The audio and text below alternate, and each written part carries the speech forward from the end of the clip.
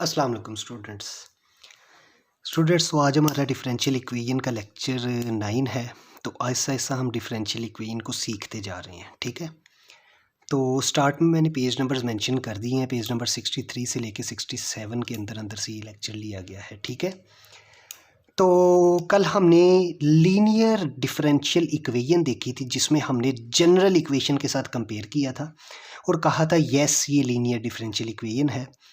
फिर हमने उसका जनरल सॉल्यूशन देखा था और उस जनरल सॉल्यूशन को देखते हुए हमने उस लीनियर डिफरेंशियल इक्वेशन का सॉल्यूशन फाइंड किया था।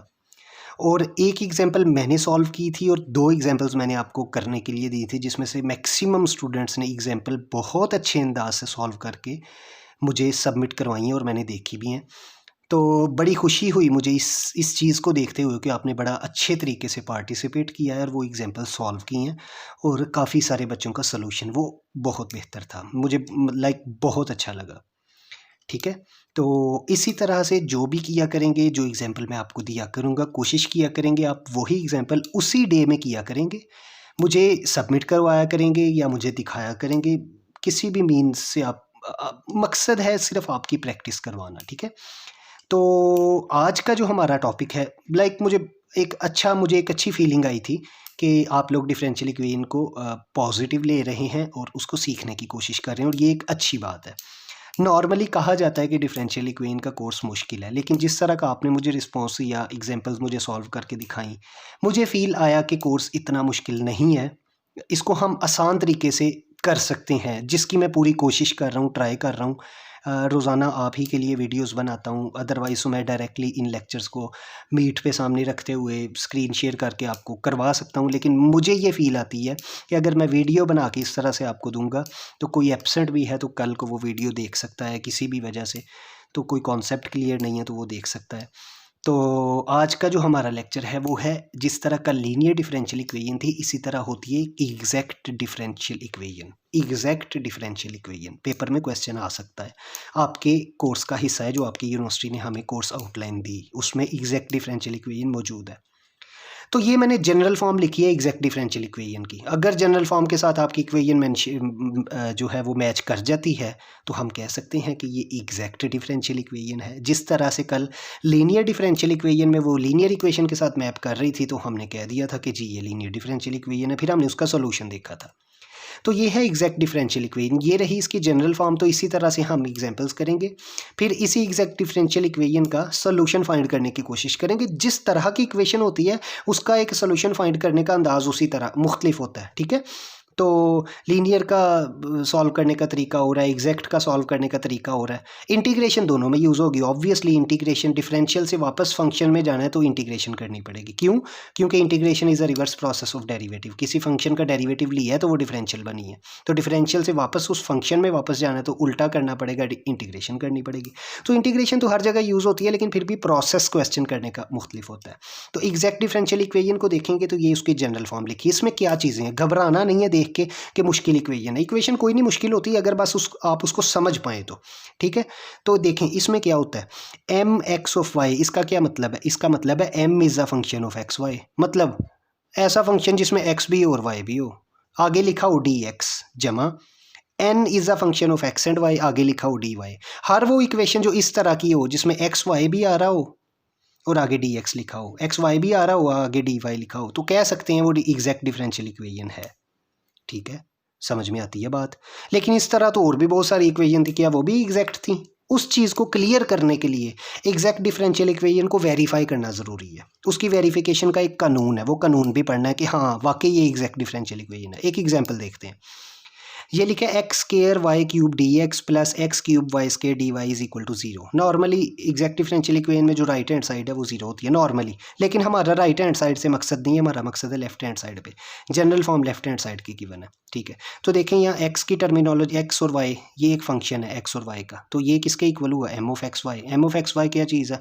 एम जस्ट एक वेरिएबल है जो किस पे डिपेंड करता है? एक्स और वाई पे। तो इस पूरी टर्म को मैं क्या कह सकता हूँ? M of x y. मतलब m is a function of x y, तो एम ऑफ एक्स वाई किसके इक्वल हुआ, एक्स स्क्वायर वाई क्यूब। देखें इसमें एक्स की वैल्यूज़ भी हैं वाई की भी हैं, देखें एक्स स्क्वायर वाई क्यूब, ठीक है, plus x cube y square d y. देखें यहाँ भी डी वाई है, यहाँ भी डी वाई है, यहाँ भी डी एक्स है, यहाँ भी डी एक्स है, यहाँ एक्स और वाई का फंक्शन है, यहाँ एक्स और वाई का फंक्शन है, यहाँ एक्स और वाई का फंक्शन है, एक्स और वाई का फंक्शन है। तो ये देखें मैंने M of x y side पे कर दिया है, इसको देख के N of x y side पे कर दिया, which is x cube y square, x cube y square. देखें जस्ट इन दोनों इक्वेशंस को आपस में कंपेयर किया, ये देखना चाहा है कि ये एग्जैक्ट डिफरेंशियल इक्वेशन है कि नहीं। तो जी इसके साथ ये एग्जैक्ट मैच कर रही है। एम ऑफ एक्स वाई अलहदा कर दिया, एन एक्स वाई अलहदा कर दिया, तो ये एग्जैक्ट डिफरेंशियल इक्वेशन है। लेकिन इसको वेरीफाई करना है हमने कि वाकई है कि नहीं। ये तो जस्ट आपने कंपेयर कोएफिशिएंट किए ना, दोनों को कंपेयर किया तो मिल रही है, तो हमने कह दिया एग्जैक्ट है। लेकिन इसको और अच्छे तरीके से वेरीफाई करना है, तो एक वेरीफाई करने का कानून है। वो कानून क्या है, वो ये कानून है verification of exact differential equation, कि और अच्छी तरह वेरीफाई करना है कि ये वाकई एग्जैक्ट डिफरेंशियल इक्वेशन है कि नहीं। तो उसका कानून क्या है, वो रूल ये है, partial derivative of m with respect to partial derivative of y is equal to partial derivative of n with respect to partial derivative of x. इन दोनों का आंसर सेम आना चाहिए, फिर हम कहेंगे कि ये एग्जैक्ट डिफरेंशियल इक्वेशन है। अच्छा, नॉर्मल डेरिवेटिव में और पार्शियल डेरिवेटिव में सिर्फ एक ही फ़र्क है। वो क्या फ़र्क है, एक तो पार्शियल डेरिवेटिव वहाँ पे यूज़ होता है जहाँ एक से ज़्यादा वेरिएबल्स यूज़ हो रहे हैं। तो देखें एक्स और वाई यूज़ हो रहे हैं, दो हैं, एक से ज़्यादा बने तो पार्शियल डेरिवेटिव यूज़ होगा, ठीक है, ये भी समझ आती बात। पार्शियल डेरिवेटिव लिया कैसे जाता है, शायद मैंने आपको पहले बताया हो, नहीं भी बताया तो दोबारा समझ लेंगे। जब मैं लूँगा ना partial derivative with respect to partial y, किसके रिस्पेक्ट से ले रहा हूँ, वाई के रिस्पेक्ट से, तो एम के अंदर जो जो चीज़ें वाई की हैं उनको वेरिएबल ट्रीट करूँगा, बाकी हर चीज़ को क्या ट्रीट करूँगा, कांस्टेंट। मतलब इसमें एक्स की टर्मिनोलॉजी कांस्टेंट ट्रीट होगी, वाई की वेरिएबल। जिसके हिसाब से पार्शियल डेरिवेटिव लिया जाता है उसको वेरिएबल समझा जाता है, बाकी सबको कांस्टेंट समझा जाता है। तो verification of exact differential equation में कानून क्या है, कानून ये है कि partial M over partial y is equal to partial N over partial x. M और एन क्या है, एम और एन ये देखें, हम इस इक्वेशन को देख के लिखा है मैंने, एम और एन करके देखते हैं, ठीक है। अब ये एम मेरे पास अलग है, एन मेरे पास अलग है, ठीक हो गया। ये देखें एम और एन मैंने लिख दिया। अब इसका इस एम का पार्शियल डेरिवेटिव लेना है विद रिस्पेक्ट टू वाई, तो मैंने क्या कहा है, जब आपने विद रिस्पेक्ट टू वाई लेना है तो हर चीज़ कांस्टेंट होगी स्वाई वाई के।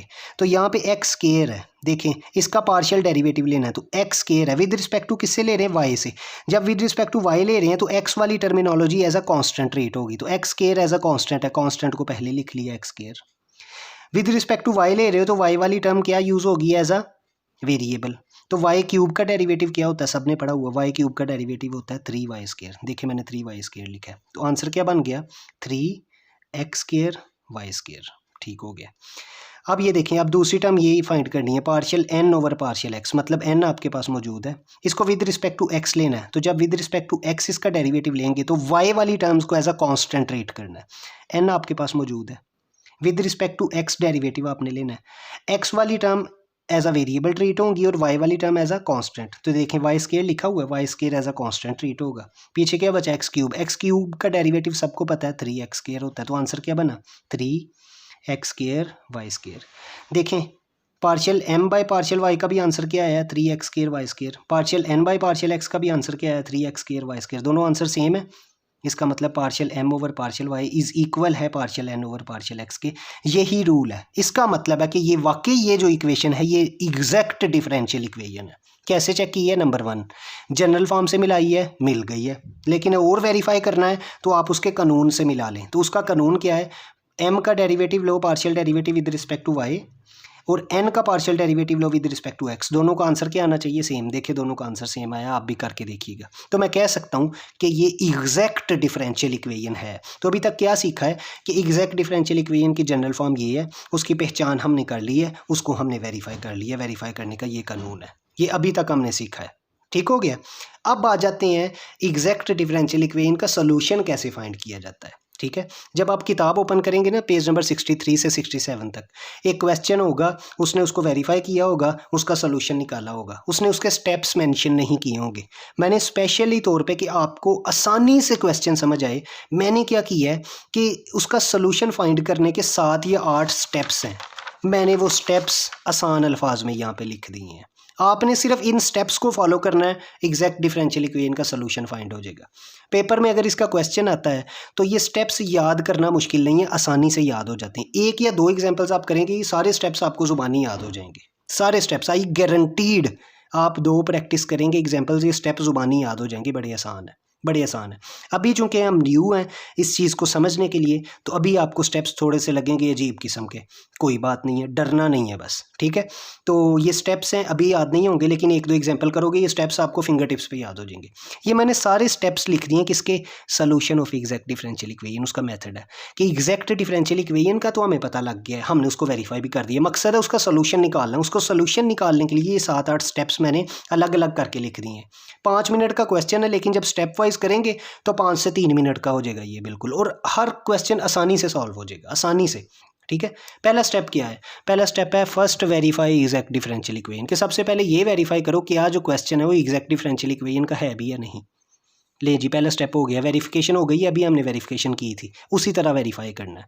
सेकंड स्टेप क्या है, एम ऑफ एक्स वाई आपके पास गिवन होता है, उसको किसके इक्वल रख देना है, partial f over partial x, किसके इक्वल रख देना है, partial f over partial x. F is a function, ठीक है, जो भी आंसर आएगा वो फंक्शन ही होगा।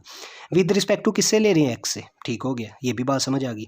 उसने कहा है फिर इंटीग्रेट करो किसको, एम ऑफ एक्स वाई, मतलब ये एम ऑफ एक्स वाई आपने अभी निकाला था, उसको इंटीग्रेट कर दो किसके हिसाब से, विद रिस्पेक्ट टू एक्स। देखें यहाँ पे विद रिस्पेक्ट टू एक्स लिया है, कहता है इसको इंटीग्रेट करो with respect to x. With respect to x जब इंटीग्रेट करना है, consider y as a constant, तो वाई को एज अ कांस्टेंट ट्रीट करना है। अगर एक्स से इंटीग्रेट करोगे तो वाई को कांस्टेंट ट्रीट करना है, वाई से इंटीग्रेट करोगे तो एक्स को एज अ कांस्टेंट ट्रीट करना है। किसकी इंटीग्रेशन कर रहे हैं, is M of x y की, वो किसके इक्वल है, partial f over partial x की, मतलब फंक्शन है, उसका डेरिवेटिव है।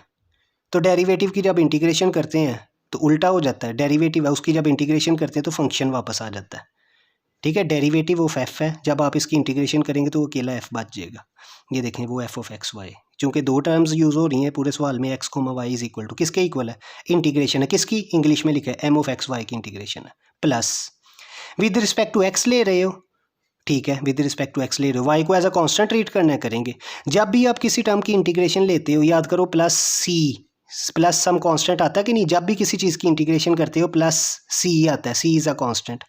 यहाँ पे जो प्लस आएगा ना आंसर, वो मैंने लिखा है जी ऑफ वाई, सी की बजाय क्या लिख दिया, जी ऑफ वाई। क्यों जी ऑफ वाई लिखा है, क्योंकि यहाँ पे आप विद रिस्पेक्ट टू एक्स ले रहे हो, विद रिस्पेक्ट टू एक्स लोगे तो y as a constant treat होगा, तो जब y as a constant treat होगा तो कुछ वाई की टर्म्स बनेगी यहाँ पे, वो जी ऑफ वाई बनेगी, ठीक है। ये किस्म का वो सी है जो नॉर्मली इंटीग्रेशन करते हो ना, जब किसी एक्स स्क्वायर की इंटीग्रेशन की उसका आंसर होता है एक्स क्यूब बाई 3, आगे लिखते हैं ना plus C plus some constant, तो ये वो कांस्टेंट ही है जो इंटीग्रेशन करने के बाद आता है, इसको कहते हैं कांस्टेंट ऑफ इंटीग्रेशन। अगर आप एक्स के लिहाज से ले रहे हो तो कांस्टेंट ऑफ इंटीग्रेशन जो आएगा वो जी ऑफ वाई। हमने ये एक तरीका कार है सोल्यूशन डिफरेंशियल इक्वेशन का, एक साइंसदानों ने निकाल दिया हुआ रिसर्च करके, इसी को फॉलो करना है हमने। अगर इसको फॉलो करेंगे तो सवाल हो जाएगा। ले जी, उसके बाद उसने कहा अगर जब ये आप ये कर लोगे फंक्शन आपके पास आ गया, फिर कहता है टेक, अब इसी फंक्शन का कहता है with respect to y derivative ले लो, कौन सा पार्शियल, पहले इसी फंक्शन का विद रिस्पेक्ट टू एक्स लिया है, अब इसी फंक्शन का विद रिस्पेक्ट टू वाई लेंगे। जब विद रिस्पेक्ट टू वाई लेंगे तो वाई को एज अ वेरिएबल ट्रीट करेंगे और एक्स को एज अ कांस्टेंट, फिर करेंगे comparison of equation, comparison partial f by partial y आपके पास पहले भी कहीं मौजूद होगा, इससे यहाँ पे भी आंसर आएगा, दोनों को आपस में कंपेयर करेंगे तो आपके पास जी डैश ऑफ वाई की वैल्यू आ जाएगी। जब डेरिवेटिव लोगे ना जी वाई का तो जी डैश ऑफ वाई आ जाएगा, वहाँ से इसकी ये वैल्यू निकलेगी। जी डैश ऑफ वाई को इंटीग्रेट करोगे तो जी ऑफ वाई निकल आएगा, यही वो जी ऑफ वाई निकल आएगा जो यहाँ एज अ सी यूज़ हो रहा है। उस जी ऑफ वाई को दोबारा रियल इक्वेशन में पुट करोगे तो आपके पास सोल्यूशन ऑफ इक्वेशन आ जाएगी। ये 7-8 स्टेप हैं, अभी याद नहीं होंगे, लेकिन एक एग्जाम्पल करते हैं, इन्हीं स्टेप्स को फॉलो करेंगे, एग्जाम्पल करेंगे तो एग्जाम्पल सॉल्व होगी, बड़ी प्यारी सॉल्व होगी इंशाल्लाह। तो देखें जी, ये आपके पास एक एग्जाम्पल है, कहता है solve 2xy dx plus x square minus 1 dy is equal to 0। तो सबसे पहला क्या स्टेप था, first verify exact differential equation, ठीक है, वेरीफाई करते हैं। मुझे पता है डिफरेंशियल इक्वेशन में क्या होता है, एग्जैक्ट में यहाँ dx लिखा होता है, यहाँ dy लिखा हुआ है। ये जो टर्म है इसको क्या कहते हैं, एम ऑफ एक्स वाई। देखें एम ऑफ एक्स वाई किसके इक्वल है, 2xy के, समझ आ गई। एक्स स्क्वायर माइनस 1 ये कौन सी टर्म होती है, N of x y, x square minus 1, ये वही जिस तरह पहले मैंने एग्जाम्पल की थी, ठीक है। वेरीफाई करने का क्या तरीका है, एम का डेरिवेटिव ले लो with respect to y, n का डेरिवेटिव ले लो विद रिस्पेक्ट टू एक्स, दोनों का आंसर क्या आना चाहिए, सेम। ये पार्शियल डेरिवेटिव है, पार्शियल डेरिवेटिव का क्या होता है कि जिसके लिहाज से ले रहे हो वो एज अ वेरिएबल ट्रीट हो रही होती है, बाकी सब कांस्टेंट। तो इस इक्वेशन का विद रिस्पेक्ट टू वाई जब लेंगे तो 2x as a constant treat होगा, कांस्टेंट को ऐसे ही लिखा 2x। y का derivative with respect to y लेंगे तो आंसर क्या आएगा 1, तो बचा 2x। इसी तरह n का डेरिवेटिव लोगे विद रिस्पेक्ट टू x तो एक्स वाली term as a variable treat होगी, बाकी सब कांस्टेंट। तो एक्स स्क्वायर का डेरिवेटिव 2x, 1 का डेरिवेटिव वैसे 0, कांस्टेंट का डेरिवेटिव 0 होता है। तो 2x और 2x दोनों का आंसर आ गया same, partial m by partial y is equal to partial n by partial x verified. इसका क्या मतलब है कि दोनों एग्जैक्ट एक दूसरे के इक्वल हैं। इसका मतलब है कि आपकी जो डिफरेंशियल इक्वेशन है वो वेरीफाइड डिफरेंशियल इक्वेशन है। कौन सी? एग्जैक्ट डिफरेंशियल इक्वेशन, ये वेरीफाई हो गई है, हो गया है। तो यहाँ पे पहले स्टेप पे आपने टिक कर दिया है कि पहला स्टेप आपका क्लियर है। फर्स्ट वेरीफाइड डिफरेंशियल इक्वेशन वो आपने कर दी है। दूसरा स्टेप क्या है? कहता है एम ऑफ एक्स वाई को किसके इक्वल लिख दो? Partial f by partial x के। लिख देते हैं, ये देखें जी, एम ऑफ एक्स वाई को किसके इक्वल लिख दिया? Partial f by partial x के। देखें partial f by partial x किसके इक्वल लिख दिया? M of x y. इसी तरह एन ऑफ एक्स वाई भी आपके पास है।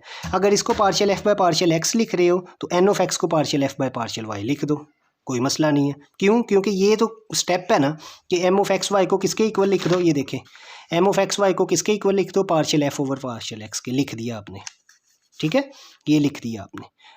अगर आपने एम ऑफ एक्स को लिखा है तो एन ऑफ एक्स को भी लिख दो, एन ऑफ एक्स को partial f by partial y लिख दो। समझ आ गई बात?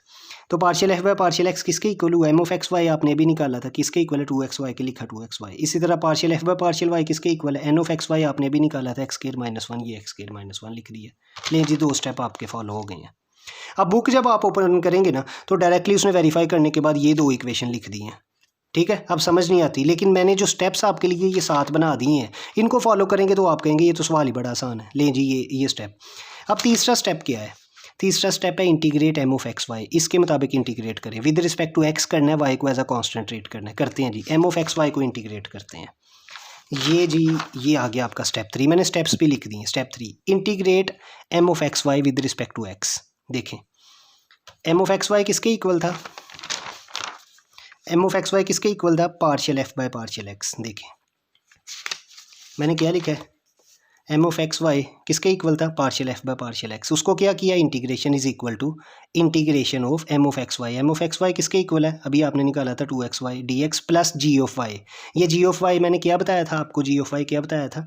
ये कांस्टेंट है। चूंकि विद रिस्पेक्ट टू एक्स ले रहे हैं तो constant with respect to y वाला बनेगा। देखिए यही था ना, f of x y is equal to integration of M of x y d x. देखिए एम ऑफ एक्स वाई की इंटीग्रेशन है, ये मैंने M of x y which is 2x y integration d x plus g of y. ठीक हो गया। जब आप किसी फंक्शन डेरिवेटिव की इंटीग्रेशन करते हैं तो आंसर क्या बनता है? फंक्शन, ये डेरिवेटिव है, ये इंटीग्रेशन है, ये दोनों एक दूसरे के रिवर्स होते हैं। डेरिवेटिव इंटीग्रेशन से कैंसिल, पीछे क्या बचा? एफ, ये लिखा है एफ। चूँकि एफ फंक्शन है एक्स और वाई का तो मैंने ब्रैकेट में लिख दिया एक्स कोमा वाई। देखिए यहाँ पे भी यही लिखा हुआ था, f of x comma y. ठीक हो गया। इज़ इक्वल टू, ये एम ऑफ एक्स वाई की इंटीग्रेशन करनी है विद रिस्पेक्ट टू एक्स। जब विद रिस्पेक्ट टू एक्स करेंगे बाकी सारी terms as a constant treat होंगी। मतलब 2 कांस्टेंट है, कांस्टेंट को बाहर लिखा, y कांस्टेंट है, y को बाहर लिखा, integration of x dx plus g of y. ये वही जो कांस्टेंट चलता आ रहा है c, ये वैसे का वैसे ही आएगा। ये रहा 2y वैसे का वैसे। x की इंटीग्रेशन होती है, x का डेरिवेटिव आगे मौजूद है, पावर रूल लगेगा। x की इंटीग्रेशन होती है एक्स स्क्वायर बाय 2, ये 2 से cancel plus g of y वैसे ही। एफ ऑफ एक्स वाई किसके इक्वल आ गया? X square y plus g of y. ये आपका सोल्यूशन निकल गया है डिफरेंशियल इक्वेशन का। ये आपकी डिफरेंशियल इक्वेशन का सोल्यूशन है, यही आपने फाइंड करना था, यही आपका सोल्यूशन है। देखें f is equal to x, इसमें डेरिवेटिव तो कहीं नहीं है ना, देख लें। तो यही आपका सोल्यूशन है, किसका? एग्जैक्ट डिफरेंशियल इक्वेशन का। लेकिन बस इस सोल्यूशन में एक गड़बड़ है। क्या गड़बड़ है? ये जो प्लस कांस्टेंट टर्म आगे आ रही है ना वाई की फॉर्म में, हमने इसकी वैल्यू भी निकालनी है। ये आपका सोल्यूशन निकल आया है, यहाँ तक ठीक है, कोई मसला नहीं है। क्वेश्चन था इसका सोल्यूशन निकाले, सोल्यूशन हमने निकाल दिया है, लेकिन सोल्यूशन ऐसा निकला है कि जिसमें ये कांस्टेंट है ना, जो इसकी वैल्यू भी निकालनी है। नॉर्मली इस कांस्टेंट की वैल्यू कैसे निकालते थे हम निकालते थे इनिशियल वैल्यू प्रॉब्लम से। कहाँ से निकालते थे? इनिशियल वैल्यू प्रॉब्लम थे, ठीक है। तो इनिशियल वैल्यू प्रॉब्लम से भी निकाल सकते हैं, उसके क्वेश्चंस अलग हैं। लेकिन यहाँ हम इसका किसी और तरीके से सोल्यूशन निकालने जाते हैं, जिसके मैंने ये सारे स्टेप्स लिख दिए हैं। ये आपकी डिफरेंशियल इक्वेशन का सोल्यूशन निकल आया है, यहाँ तक ठीक है मामला। लेकिन इस सोल्यूशन के अंदर ये जो कांस्टेंट वैल्यू, इसकी कांस्टेंट की वैल्यू भी निकालनी है, which is g of y, ठीक है। G is the function of y. हमेशा सोल्यूशन जब निकालते हैं ना तो वाई की फॉर्म में आंसर आता है, सिर्फ वाई और एक्स होते हैं, इस तरह फंक्शंस नहीं होते। तो इसमें ये फंक्शन है, हमने किसी तरह इस जी ऑफ वाई की वैल्यू निकाल ली है। तो स्टेप्स को फॉलो करेंगे। क्या स्टेप था? चौथा स्टेप था take partial f by partial y. मतलब एफ जो आपके पास गिवन है उसका पार्शियल डेरिवेटिव ले लो विद रिस्पेक्ट टू वाई। ठीक हो गया, ये फंक्शन मेरे पास गिवन है, इसका डेरिवेटिव लेना है विद रिस्पेक्ट टू वाई, ले लेते हैं, ठीक है। लिखा मैंने partial f by partial y is equal to, ये देखें जब इसका with respect to y derivative लेंगे x square as a constant आएगा, लिख दिया। वाई का derivative partial y over partial y आपस में कैंसिल हो जाएगा, जमा partial by partial y of g of y, समझ आ गई, जी ऑफ वाई का डेरिवेटिव है। यहाँ बचा एक्स स्क्वायर प्लस ये बचा जी, ये देखें जी ऑफ वाई का डेरिवेटिव लेंगे तो जी डैश ऑफ वाई बन जाएगा। जी डैश ऑफ वाई क्या रिप्रेजेंट करता है, फर्स्ट डेरिवेटिव, देखिए जी ऑफ वाई का डेरिवेटिव क्या है, जी डैश ऑफ वाई, ठीक हो गया। स्टेप फोर हमारा हो गया कंप्लीट। आगे कंपैरिजन ऑफ इक्वेशंस। अब ये देखें ये इक्वेशन कौन सी है, ये कौन सी इक्वेशन है, partial f by partial y. देखें पूरे सवाल में कहीं और भी partial f by partial y लिखा हुआ है, ये लिखा हुआ है partial f by partial y किसके इक्वल है, एक्स स्क्वायर माइनस 1 के। ये भी partial f by partial y है, ये भी partial f by partial y है। इन दोनों को हम आपस में कंपेयर कर सकते हैं, करते हैं कंपेयर। क्या आंसर था, एक्स स्क्वायर माइनस 1। ये देखें partial f by partial y का आंसर क्या था, एक्स स्क्वायर माइनस 1। ये भी partial f by partial y, दोनों को क्या करते हैं कंपेयर। ये आ गया स्टेप 5 कंपैरिजन का। Partial f by partial y किसके इक्वल है, एक्स स्क्वायर माइनस 1 का। अब partial f by partial y किसके इक्वल है, x square plus g dash of y. ज़रा इसको कंपेयर करें, यहाँ लिखा है partial f by partial y, यहाँ भी लिखा है partial f by partial y. यहाँ एक्स स्क्वायर लिखा है, यहाँ भी एक्स स्क्वायर लिखा है, ये माइनस 1 लिखा है, यहाँ जी डैश ऑफ वाई लिखा है। इन दोनों को कंपेयर करेंगे तो हमें पता लगेगा कि जी डैश ऑफ वाई किसके इक्वल है, माइनस 1 की। ये देखें this g dash of y is equal to minus 1। कैसे पता लगा है, एक्स स्क्वायर सेम है, partial f by partial y partial f by partial, दोनों इक्वेशन सेम है। क्या फ़र्क है, यहाँ से कंपेरिजन करने के बाद ये पता लगा जी डैश ऑफ वाई की वैल्यू कितनी है, माइनस 1। ठीक हो गया। तो ये आपका स्टेप क्या था अगला, ये देखें कंपेरिजन के बाद क्या स्टेप था, find g dash of y. Automatically आपका जी डैश ऑफ वाई पकड़ा गया, g dash of y minus 1 है। आपने निकालना था जी ऑफ वाई, ये देखें आपने क्या निकालना था, जी ऑफ वाई। कहाँ लिखा हुआ है जी ऑफ वाई, ये देखें ये जो इक्वेशन में आया था ना जी ऑफ वाई, ये निकालना था, लेकिन निकल आपके पास क्या आया, जी डैश ऑफ वाई। मतलब जी ऑफ वाई का डेरिवेटिव निकल आया, जबकि निकालना क्या था, जी ऑफ वाई। तो क्या करेंगे, सिंपल इसको इंटीग्रेट कर दें। क्यों, क्योंकि डेरिवेटिव का रिवर्स प्रोसेस क्या है, इंटीग्रेशन। तो जब इंटीग्रेशन करेंगे जी डैश ऑफ वाई की, तो देखें integration of g dash of y is equal to integration of minus one की इंटीग्रेशन डी वाई। चूँकि माइनस 1 कॉन्स्टेंट है, माइनस 1 को पहले लिखा। जी डैश ऑफ वाई की इंटीग्रेशन, ये देखें डेरिवेटिव की इंटीग्रेशन करेंगे तो आंसर वाई आएगा, जी ऑफ वाई आ गया। ये माइनस 1, ठीक है, डी वाई का डेरिवेटिव वाई, तो minus y, g of y आपके पास किसके इक्वल आ गया, माइनस वाई के। मतलब आपके पास इस इक्वेशन में ये जो जी ऑफ वाई है वो किसके इक्वल है, वो माइनस वाई के। कैसे, किसी तरह आपने जी डैश ऑफ वाई निकाल लिया है, ये डेरिवेटिव है जी ऑफ वाई का, आपने अकेला जी ऑफ वाई निकालना है, तो इसी के उल्टा इंटीग्रेट कर दिया तो जी ऑफ वाई मिल गया, विच इज़ इक्वल टू, देखें डेरिवेटिव की इंटीग्रेशन, डेरिवेटिव और इंटीग्रेशन आपस में कैंसिल, ये डेरिवेटिव है, ये डेरिवेटिव इंटीग्रेशन से कैंसिल, जी ऑफ वाई किसके इक्वल है, माइनस 1 की integration with respect to y देखें तो माइनस वाई है। ठीक हो गया। तो ये जी ऑफ वाई निकल आया, इसका जी ऑफ वाई था इस इक्वेशन का, जो कि असल इक्वेशन थी। चुप करके इस जी ऑफ वाई में आप वाई, जी ऑफ वाई की वैल्यू पुट कर दें, माइनस वाई है, तो उस रियल इक्वेशन में x square Y minus g of y की जगह क्या पुट कर दिया, माइनस वाई। देखिए जी ऑफ वाई की जगह क्या पुट कर दिया, minus y, x square y plus g of y की वैल्यू क्या पुट कर दिया, माइनस 1। ठीक है, तो ये आपके पास डिफरेंशियल इक्वेशन का सोल्यूशन है पूरा, जिसमें कोई कांस्टेंट टर्म नहीं है। देख लें एक्स स्क्वायर है, वाई है, माइनस वाई है, कोई डेरिवेटिव मौजूद नहीं है, कोई इंटीग्रेशन मौजूद नहीं है, ये सोल्यूशन है। इसको दुनिया ऐसे भी लिख सकती है, x square Y minus Y is equal to C. ये सी कहाँ से आ गया, अब ये हैरान की वाली बात है, ये सी यहाँ से आया है। गौर से देखें, जब भी आप किसी टर्म की इंटीग्रेशन लेते हो तो आगे प्लस सी नहीं आना चाहिए, आना चाहिए ना, मतलब प्लस समथिंग कांस्टेंट आना चाहिए। तो वो प्लस सी यहाँ लिखने की बजाय चुप करके वो सी यहाँ लिख दिया कि ये किसके इक्वल है, कुछ कांस्टेंट वैल्यू के। अब इस सी की वैल्यू आप इनिशियल वैल्यू प्रॉब्लम से निकाल सकते हैं, लेकिन यहाँ पे ये जो जी ऑफ वाई आया था ना, ये जी ऑफ वाई, इसकी वैल्यू आप नहीं निकाल सकते थे इनिशियल वैल्यू प्रॉब्लम से। और ये जी ऑफ वाई कहाँ से आया था, ये यहाँ से आया था। कैसे आया था, क्योंकि जब आप इंटीग्रेशन कर रहे हो ना विद रिस्पेक्ट टू एक्स, तो वाई वाली term as a constant treat होंगी, तो जो कांस्टेंट आंसर आया था वो आएगा, वो वाई की फॉर्म का ही आएगा। तो गौर से देखें, वो जो कांस्टेंट वैल्यू आई है वो वाई की फॉर्म में ही आई है, आई समझ। तो उसको हल करते करते जी ऑफ वाई आपने निकाला, वो देखें वाई की फॉर्म में ही आया है। अब आपके पास ये सी आ गया, इस सी को आप इनिशियल वैल्यू प्रॉब्लम से सॉल्व कर सकते हैं अगर कहा हो। अदरवाइज आपकी फाइनल जो सोल्यूशन है डिफरेंशियल इक्वेशन, जो कि कौन सी थी डिफरेंशियल इक्वेशन आपके पास, ये वाली डिफरेंशियल इक्वेशन थी जिसको आपने सॉल्व किया है। सबसे पहले आपने वेरीफाई किया है एग्जैक्ट डिफरेंशियल इक्वेशन को, वेरीफाई हो गया है। उसके बाद सातों स्टेप्स आपने फॉलो किए हैं। ये जो स्टेप्स मैंने आपको लिखवा दिए ना, ये आपको किसी किताब से नहीं मिलेंगे। ये मैंने 3 से 4 एग्जाम्पल्स करने के बाद कंक्लूड करके ये स्टेप्स लिखे हैं। 1-2 सवाल करने के बाद स्टेप्स वैसे ही आपको ज़ुबानी याद हो जाने हैं। मैं आप सबसे ये रिक्वेस्ट करूँगा कि आपने क्या करना है, एग्जाम्पल 2 है पेज नंबर 65 पे, इसको सॉल्व करने की कोशिश करनी है। गारंटीड कि आप सॉल्व कर लेंगे। ये स्टेप्स आपके सामने होंगे तो गारंटी आप सॉल्व कर लेंगे। Thank you so much.